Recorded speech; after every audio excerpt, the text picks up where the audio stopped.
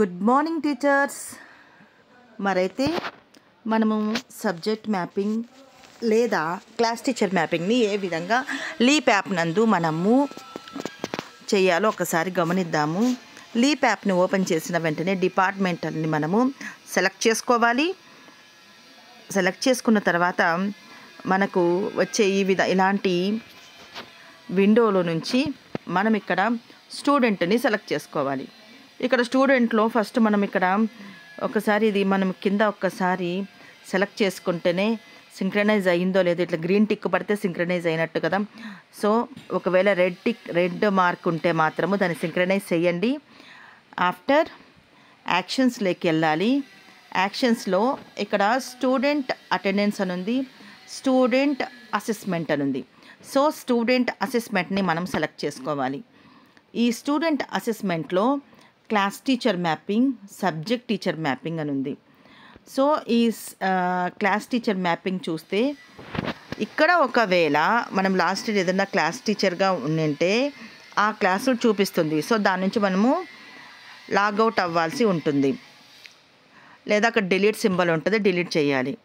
తర్వాత ఇప్పుడు మనము ఏ క్లాస్ టీచరో దానికి ఇక్కడ ఉంది కదా ప్లస్ మ్యాప్ న్యూ క్లాస్ అని, దాన్ని మనము సెలెక్ట్ చేసుకుంటే select medium English, select class ఏ క్లాస్ ఇక్కడ చూడండి ఆల్రెడీ ఇక్కడ ఉన్నాయి, ఇక్కడ వాళ్ళ పేర్లతో సహా ఉన్నాయి.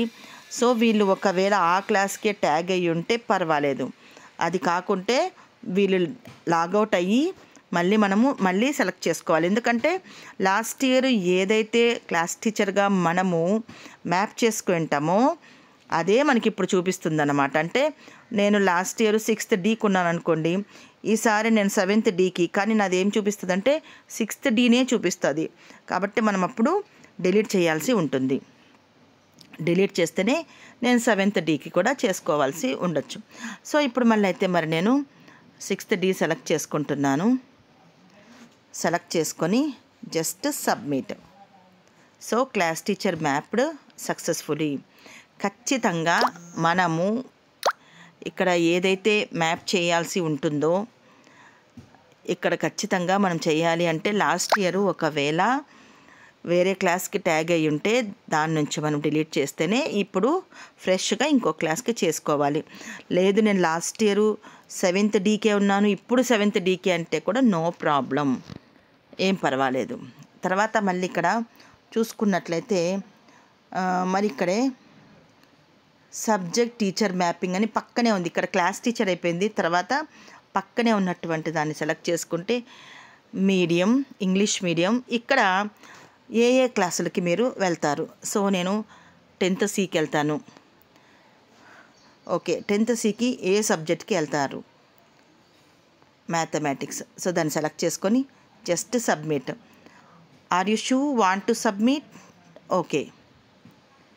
సో తర్వాత సబ్మిట్ చేసిన తర్వాత మరి ఇంకొక క్లాస్కి మనము వెళ్ళాలి. సేమ్ దాన్ని క్లిక్ చేస్తేనే మరి నేను ఇంకొక క్లాస్కి దేనికి వెళ్తాను, 9th Cకి వెళ్తాను. సో 9th Cని సెలెక్ట్ చేసుకోవాలి. సెలెక్ట్ చేసుకొని ఏ subject, mathematics. Submit. Are you want to submit? Okay. Next తర్వాత 7th Dకి వెళ్తాను. సేమ్ ఈ విధంగా మనము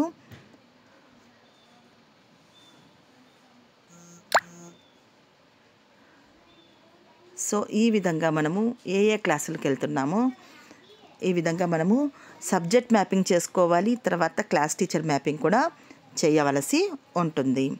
సో ఇదంతా కూడా మనము లీప్ యాప్లోనే చేసుకోవచ్చు. ఎందుకంటే మనము క్లాస్ టీచర్ లేదా సబ్జెక్ట్ టీచర్ మ్యాపింగ్ చేసుకుంటేనే మనకి ఇప్పుడు జరగబోయే ఎగ్జామ్స్లో యొక్క మార్క్స్ని ఎంట్రీ చేయడానికి ఈజీగా ఉంటుంది.